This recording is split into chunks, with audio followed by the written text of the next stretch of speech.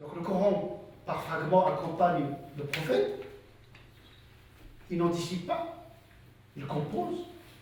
Pourtant, Dieu connaît l'avenir, mais il ne l'anticipe pas.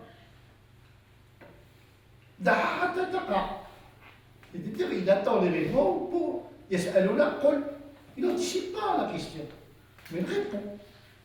Donc le Coran est un répondre à la réalité, à répondre au questionnement. Mais le questionnement d'aujourd'hui, ce n'est pas le questionnement il y a qu'un siècle.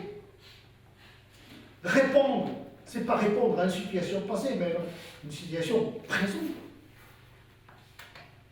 Et Dieu nous donne l'enseignement, comment il répond. Et comment le prophète, sallallahu alayhi wa sallam, il traduisait à son échelle humaine ce projet de Dieu pour l'humanité. Donc il y a le verbe, Coran, il y a la dimension humaine du prophète sallallahu alayhi wa sallam pour humaniser le message. Lui-même, il ne savait pas. Est-ce qu'il va subir le sort d'Ibrahim, ou bien le sort de Moïse, ou bien le sort de Samuel, ou bien le sort de... Il entend des histoires qui lui viennent de l'au-delà, mais je ne sais pas comment... Je ne sais pas demain de quoi il sera fait.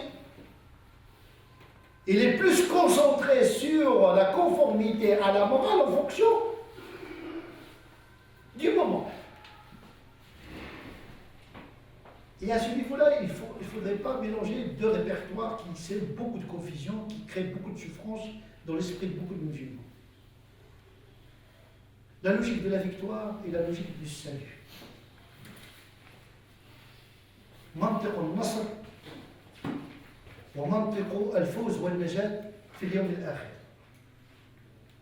Ne sont pas proportionnels.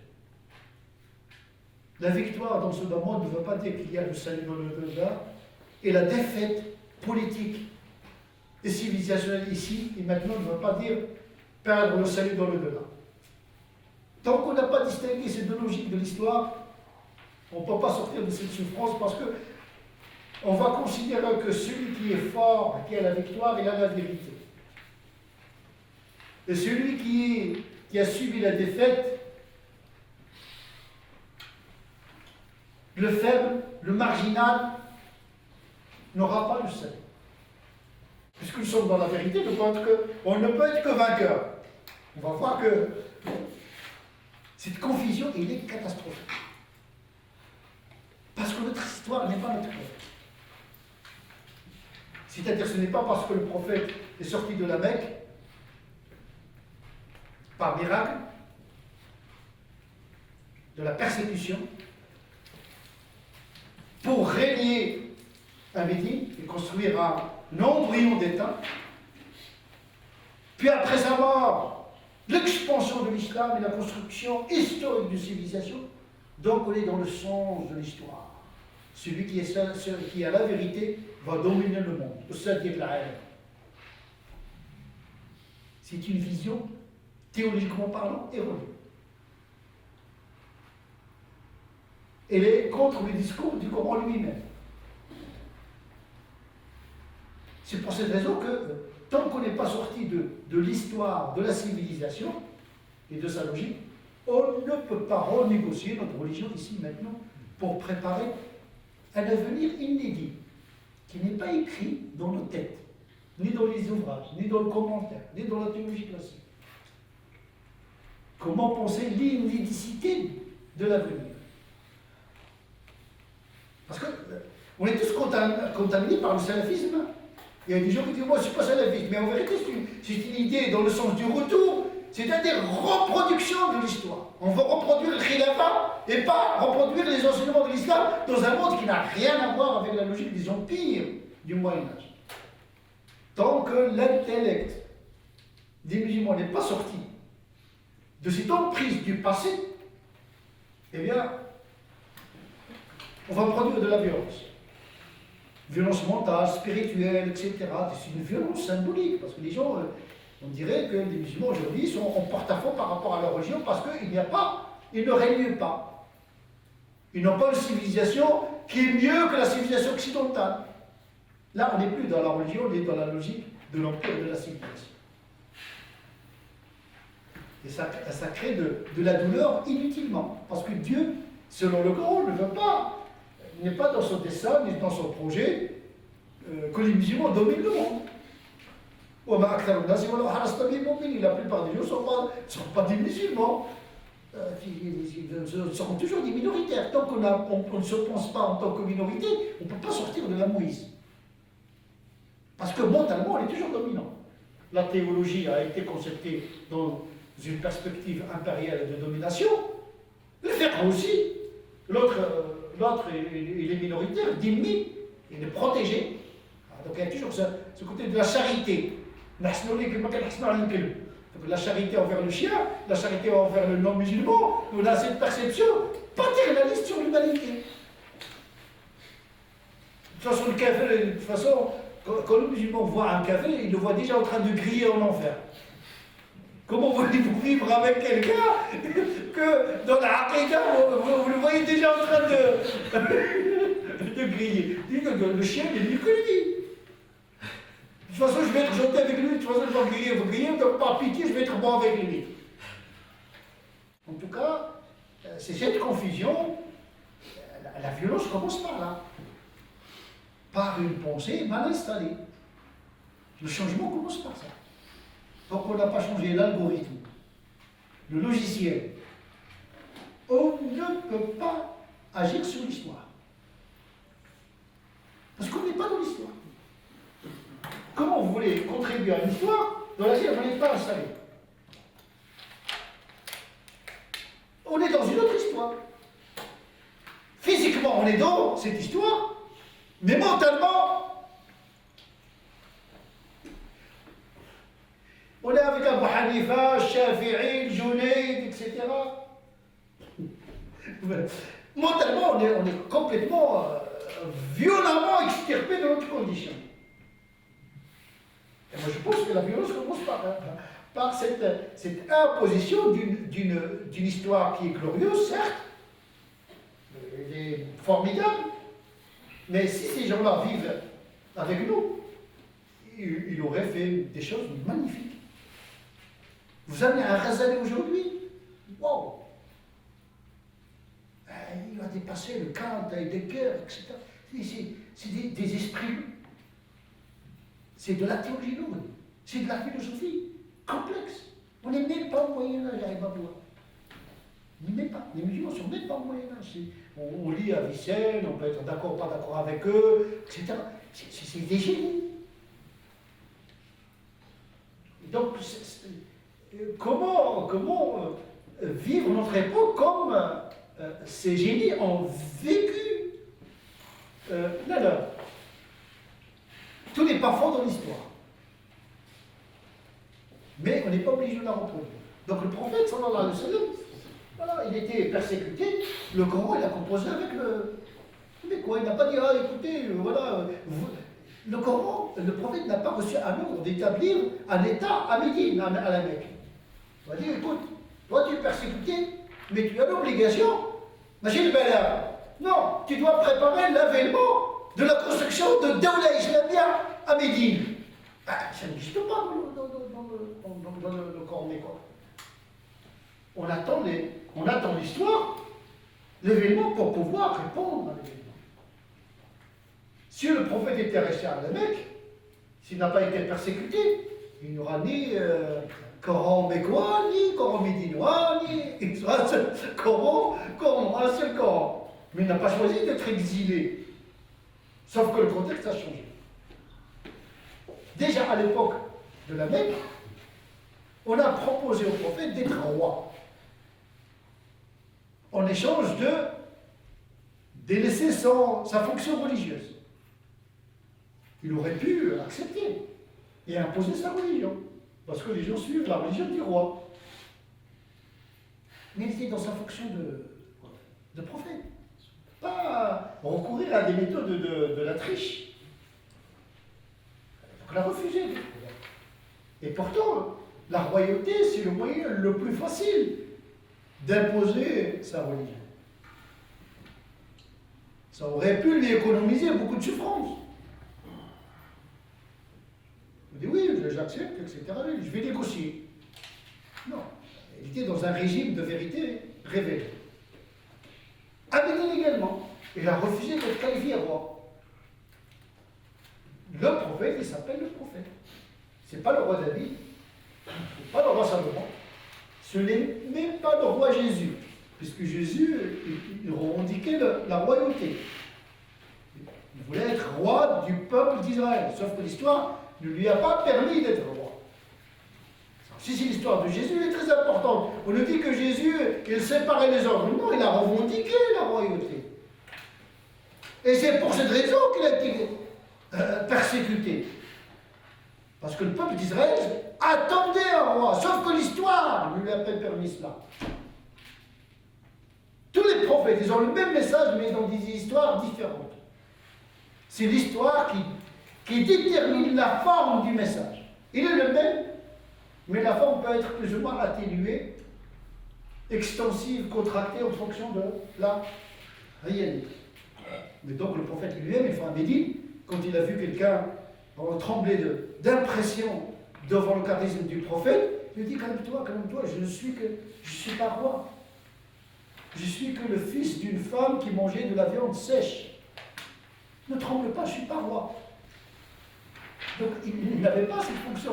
Sauf que l'histoire a fait qu'il est chef de cité. Il gérait le côté sous l'effet de l'histoire et pas sous l'effet de la révélation, comme une obligation théologique d'assumer la fonction de la présidence ou de la royauté, ou bien une fonction politique à Médine. C'est ce qu'on appelle le foro, c'est-à-dire le discernement. Il a assumé la responsabilité temporelle parce que c'est l'histoire. Mais il était un simple prophète. Après sa mort, la question s'est posée. Pendant la vie du prophète, les musulmans étaient gouvernés par Dieu et par son prophète. C'est la révélation qui gouvernait, qui orientait et qui guidait les musulmans. Avec la mort du prophète, les musulmans durent se confronter au silence de la révélation, au silence de Dieu dans la parole. Qu'est-ce qu'on doit faire? Là, on va entrer dans une autre histoire. L'histoire du calife, ce n'est pas l'histoire du moment coranique. Ce n'est pas l'histoire du prophète. Et même à l'époque, et même, comme je l'ai souligné, les musulmans, ils ont pris soin de distinguer le Coran et la Sunna du corpus de la Sira. La Sira est une chronologie qui suit la traçabilité de la biographie du prophète. Le Coran et la Sunna n'obéissent pas à une chronologie pour ne pas donner une sensation ou une impression ou une marge de manœuvre à en déduire un quelconque sens de l'histoire. Justement. Dans le Coran, il n'y a pas un sens de l'histoire. Il parle du jour du jugement dernier, c'est comme quelque chose qui est passé. Vous savez, la conjugaison des verbes, vous êtes complètement brouillé parce que celui qui parle, il est en dehors du temps et de l'espace. Donc le présent, il est conjugué au passé, le passé, il est conjugué au futur. Pour ne pas extraire du Coran une quelconque théologie linéaire. C'est ce qu'on appelle le qadar. L'ordre de Dieu, toujours impénétrable. C'est-à-dire que l'histoire nous surprend tout. On le voit dans notre vie. L'histoire globale et l'histoire individuelle. Dans l'histoire individuelle, chaque jour, il y a des choses qui n'ont pas été prévues. C'est ça le mystère de l'histoire. Rien n'est prédéterminé de manière scientifique, de manière précise. L'ordre, c'est un ordre supérieur. Le qadar, c'est un ordre supérieur qui échappe à notre rationalité. C'est pourquoi on l'appelle le hasard. Le hasard, c'est un ordre supérieur. Qu'on n'arrive pas à entrer dans des équations de statistiques et de probabilité, on le qualifie de hasard. Mais c'est un ordre de Dieu. Mais Dieu a respecté l'imprévisibilité de l'histoire sans anticiper. Il sait le passé et l'avenir, mais il n'a jamais prédit dans le Coran une traçabilité de l'histoire. C'est pour cette raison que la Sira, en tant qu'histoire, cette fois-ci, d'hier, parce qu'il y a passé, à présent, à l'avenir, est découplée du corpus de Qur'an et de la Sunna. Donc ils ont découplé l'histoire de la révélation, même si la révélation contient l'histoire. Mais pour ne pas tomber dans la codification de l'histoire. Et malheureusement, les musulmans sont tombés dans la codification de l'histoire. C'est-à-dire le khilafat d'Abu Bakr, puisque celui qui a succédé au prophète, c'est comme ça que ça doit se faire. Il devient l'histoire normative. Al-Sunnah wal-Jama'a, il considère que Abu Bakr, Thumma Omar, Thumma Uthman, sachant qu'ils ont débattu, ils n'étaient pas d'accord, déjà Abu Bakr, il a dit, c'est toi Omar qui doit gouverner. Donc il n'y avait pas de désignation. C'est l'histoire qui a fait que. Et c'est ça le premier débat entre les théologiens. La légitimité de la succession. Al-Sunnah wal-Jama'a dit ce qui s'est passé, il est conforme à la volonté de Dieu. Donc on l'a introduit dans la théologie. Al-Sunnah wal-Jama'a, Abu Bakr, Omar, ils ont intégré la succession du prophète dans la théologie. Pour se distinguer justement des chiites, de Rawafides, etc., des autres courants, parce que c'est le premier débat théologique qui a vu le jour dans l'histoire des musulmans, juste après la mort du prophète sallallahu alayhi wa sallam. C'est l'histoire des hommes. Il y a du bien, il y a du moins bien, il y a du mauvais, il y a du très mauvais. Donc, notre rapport avec cette histoire doit être un rapport de lucidité du discernement, pour ne pas transformer justement notre histoire en code qui nous oblige à la reproduire malgré la sérendipité de l'histoire. La sérendipité, c'est découvrir ce qu'on ne cherche pas. C'est ça l'intrigue. La sérendipité, c'est quelqu'un qui trouve quelque chose qu'il ne cherche pas. C'est ça la vraie découverte. Parce que si vous découvrez quelque chose que vous cherchez, c'est pas une découverte. Parce que vous savez ce que vous allez trouver. La surprise de l'histoire. Comment développer une théologie qui accueille la surprise de l'histoire. Dans notre vie personnelle, dans la vie communautaire, dans la nation, etc. C'est pour cette raison que toutes les idéologies qui veulent définir l'identité, l'histoire, elles sont dangereuses. Le totalitarisme commence par là. Définir la nation, définir l'identité, définir l'histoire, définir la mémoire. C'est ce qu'on appelle le nazisme. C'est la pensée et des guerriers.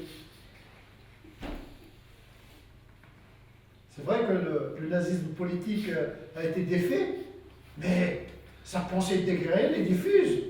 Et se diffuse dans l'être là, la culture de la mort, le fatalisme historique, le déterminisme historique. La liquidation de la métaphysique. Et Heidegger, c'est le dernier philosophe. Il n'y a plus de sens à chercher. L'histoire n'est pas terminée de cette erreur idéologique qu'on trouve chez les théologiens, comme on trouve également chez des politiciens. On le voit aujourd'hui, comment on mobilise l'identité avec un discours simpliste pour accéder au pouvoir. Ou bien on instrumentalise la religion, ou bien on exclut la religion. C'est-à-dire le pouvoir, il joue toujours comme ça. Ou bien il combat la religion, ou bien il l'intègre dans son économie. Même en France, le pays le plus laïque, on n'est pas à l'abri de ce rapport conflictuel entre le politique et le religieux. Le débat que nous vivons aujourd'hui n'est qu'un petit symptôme de cette équation complexe qui a traversé l'histoire de l'humanité jusqu'à la fin des temps.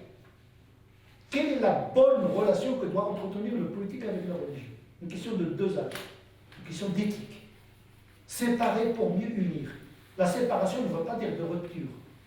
Parce que le politique a besoin du religieux et le religieux a besoin du politique. Parce que c'est l'être humain. Il est composé de ces deux dimensions. Quand je dis le politique, c'est l'économique, c'est beaucoup de choses. C'est la gestion de la cité, le temporel, etc. La question de l'État-nation, la citoyenneté, ce sont des paradigmes nouveaux que la pensée musulmane ne connaissait pas auparavant. Et donc, après la mort du prophète, il y avait le problème de la succession, il y avait même un désir d'accéder au pouvoir, il y avait même un conflit mortel entre les musulmans. On est le fitna al-kubra, la grande discorde. Quand même, c'est pas rien. Ce sont des compagnons qui ont pris l'épée et qui se sont battus entre eux. On dit salaf salih, on dit que les meilleures périodes de l'islam, c'est les 3 premiers siècles. Et dans les premiers siècles, il y a eu les guerres entre les musulmans les plus mortelles. Ça aussi, le fait de dire que la meilleure période, c'est la période des compagnons et des tabi'ins. Et ça, c'est une arnaque théologique.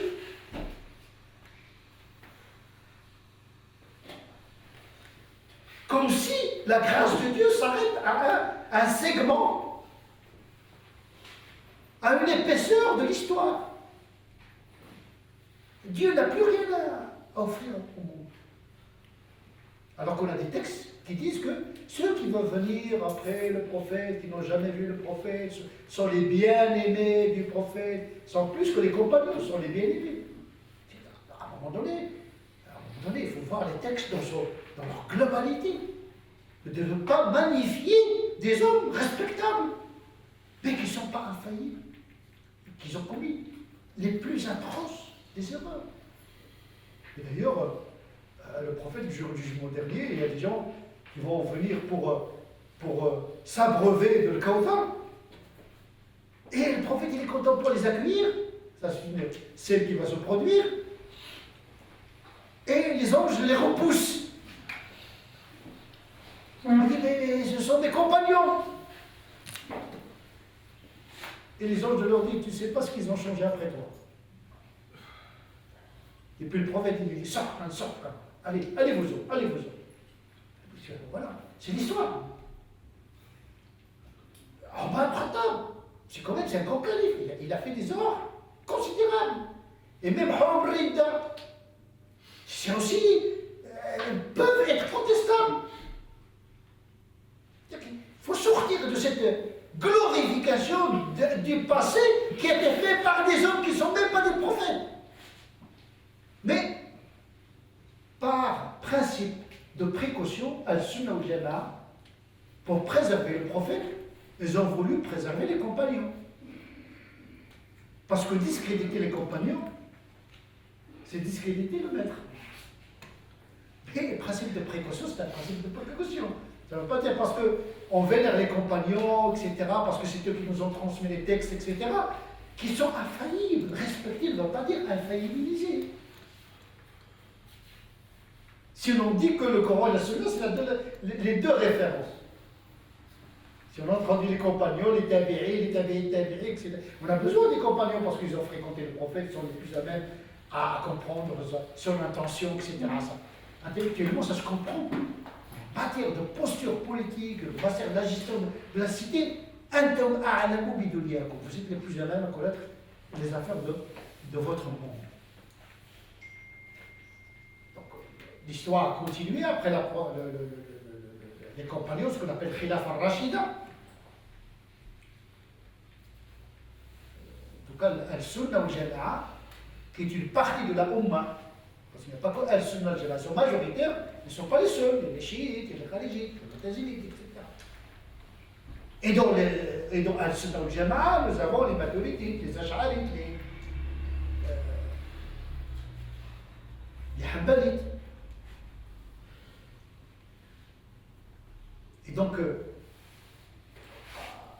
après Khilaf al-Rashida qui est considéré comme Rashida, parce qu'effectivement, ça a été avec une relative délibération, même s'il y avait des désignations, mais qui a été approuvée par les compagnons dans la désignation. Après cette période-là, le calife était en même temps, presque comme le prophète, il concentrait la fonction religieuse parce qu'ils étaient des savants, c'était des disciples rapprochés du prophète, ils maîtrisaient l'esprit de la religion mieux que les autres, d'une certaine manière. Mais en même temps, ils avaient des capacités de gestion politique. Après eux, il fut difficile de trouver quelqu'un qui a la même pointure religieuse et politique dans la gestion de la cité. Muawiyah n'avait pas le même gabarit que les autres, et donc là, on est passé d'une succession par délibération à une succession par filiation. Et donc en vérité, les musulmans ils ont perdu la notion de khilafat juste après Ali ibn Abi Talib. On n'est plus dans le khilafat depuis très longtemps. Les gens qui veulent restituer le khilafat, c'est du n'importe quoi. Le khilafat, après Ali ibn Abi Talib, Muawiyah, c'est du khalifa par abus de langage. Après lui, il y avait l'Amawi, mais le khilafat l'Amawi, en vérité, théologiquement parlant, ça ne dit rien. Même la théologie sunnite, en la matière, n'a pas été respectée. C'est-à-dire que la pensée théologique n'a jamais été appliquée au fil de l'histoire. Ça veut dire que l'histoire, à un moment donné, a été rebelle aux doctrines théologiques. Comme le fiqh. La réalité des musulmans pendant leurs 15 siècles avant l'effondrement n'a jamais été conforme à le fiqh.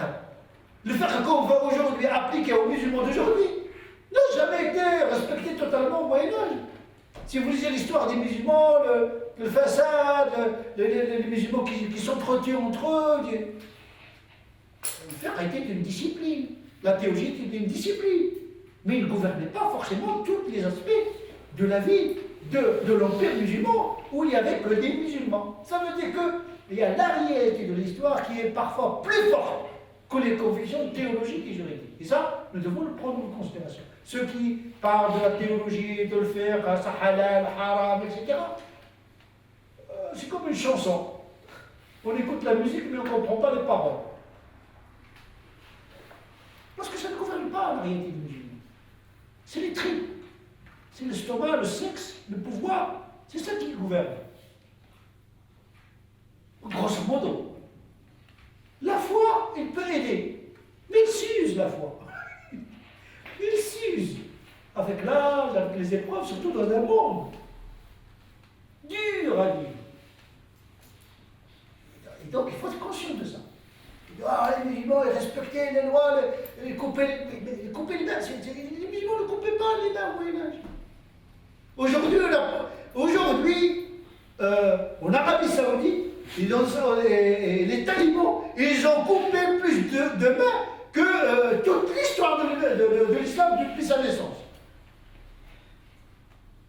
Il y avait les fornicateurs, il y avait les homosexuels, la société, mais il n'y avait pas cette tyrannie de la norme sur la vie des gens.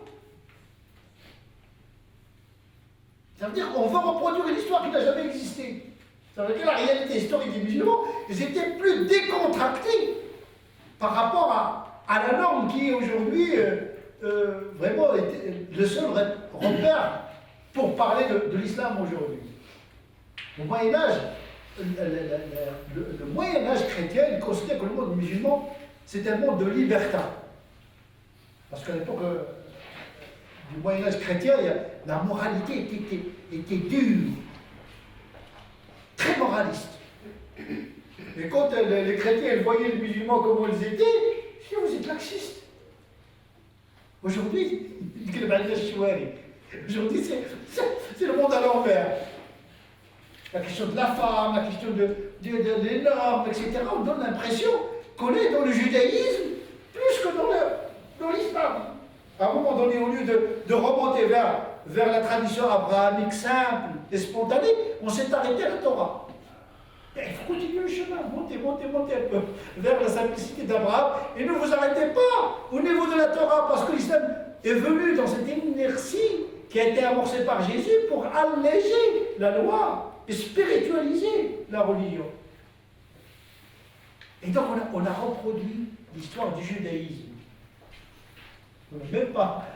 Voilà. Inna sunan.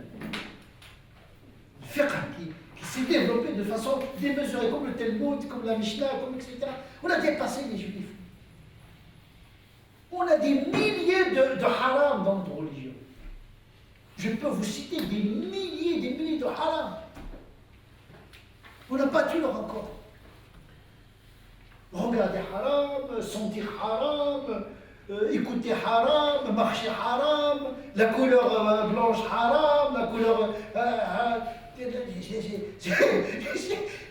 c'est devenu viral. Contamination. C'est Tchernobyl. C'est une explosion normative qui crée un concert moral et spirituel et qui empêche le musulman d'être lui-même.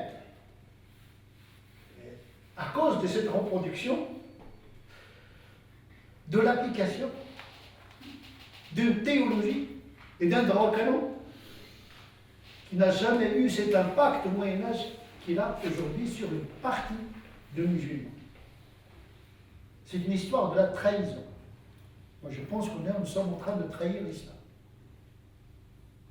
À cause d'une erreur de perception, conduite par des savants de l'islam. Parce que le problème, ce n'est pas les communs des musulmans. C'est des savants qui reproduisent ce que les autres savants ont dit au Moyen-Âge. Et le savant aujourd'hui ne peut pas sortir des sentiers battus. Sinon, il va être exclu par le corps des savants. Et le majalis al-ilmiya, le colloque, etc. On ne peut pas sortir de... Abu Zahra, par exemple, le pauvre, il n'était pas convaincu de la lapidation. C'est une sanction qui n'est pas fondée. Il a dit, j'ai caché ça. Un jour, je l'ai dit dans un colloque, les savants ont failli me tuer. Sauf qu'ils peuvent. Le pauvre, et puis il a reculé. Il a dit, je ne peux pas. Si je redis ça... Abu Zahra, un savant égyptien. Un grand savant. Mais avant de mourir, il a écrit quand même. Avant de... Sauf qu'ils peuvent. Il y a aussi, au Moyen-Âge aussi, il y avait cette tyrannie. Il y a beaucoup de savants qui avaient des convictions, mais qui ne pouvaient pas les formuler. Ils ont peur des communs des musulmans parce qu'il y a une orthopraxie de masse. Parce que, attention, les vulgaires sont dangereux. Ils sont dangereux. Ils disent, ah, les blancs, il faut les tuer. Hein. Beaucoup de savants, ils renoncent à des pratiques parce qu'ils ont peur des vulgaires. Je me souviens, moi je lisais dans un ouvrage classique qu'un savant malikite qui était convaincu que le qabd est une sunna.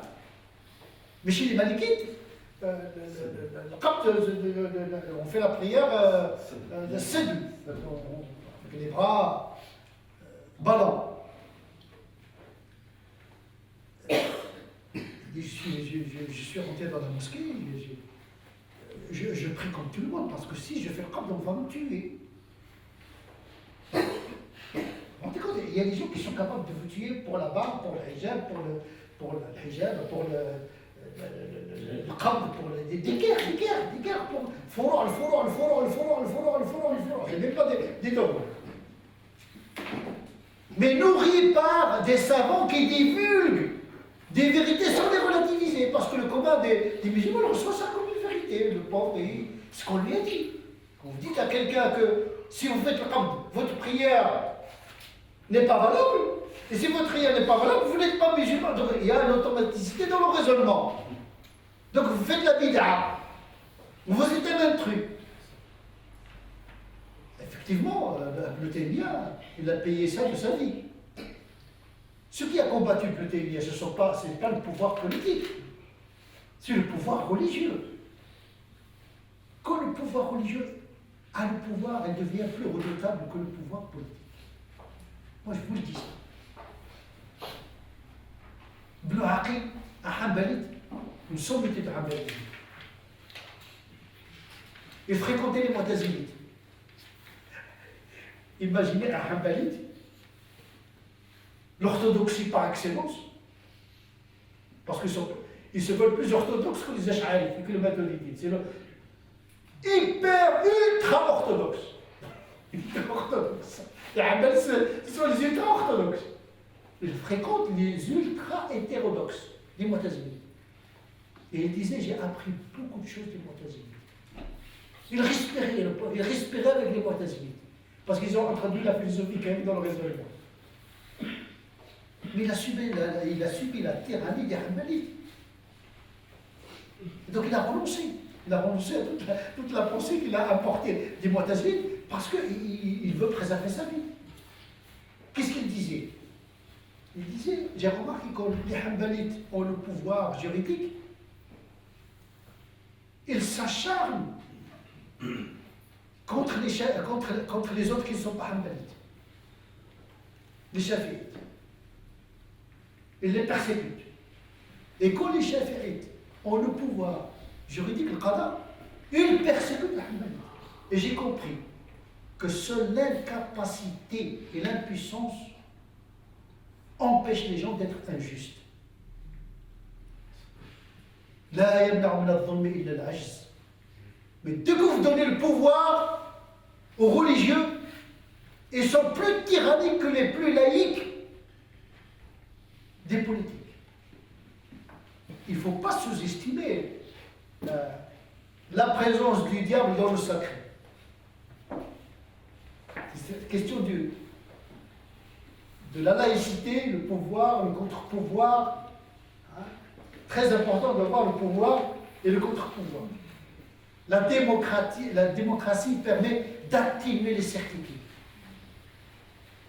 Parce que quand vous mettez le pouvoir dans un madhab, dans une personne, alors vous êtes sûr que vous allez directement droit vers le mur. Donc effectivement, la question de la religion, c'est toujours imbriqué avec, il y avait aussi dans l'histoire de l'islam cette tension entre le pouvoir politique et le pouvoir religieux, à travers la vie de l'imam Malik, à travers l'imam Shafi'i, lorsque tous les grands théologiens, à un moment donné, ils se sont confrontés à la tyrannie du pouvoir. C'est une histoire qui a continué même dans l'islam. Il a été avant l'islam, et il a continué avec l'islam, il va continuer.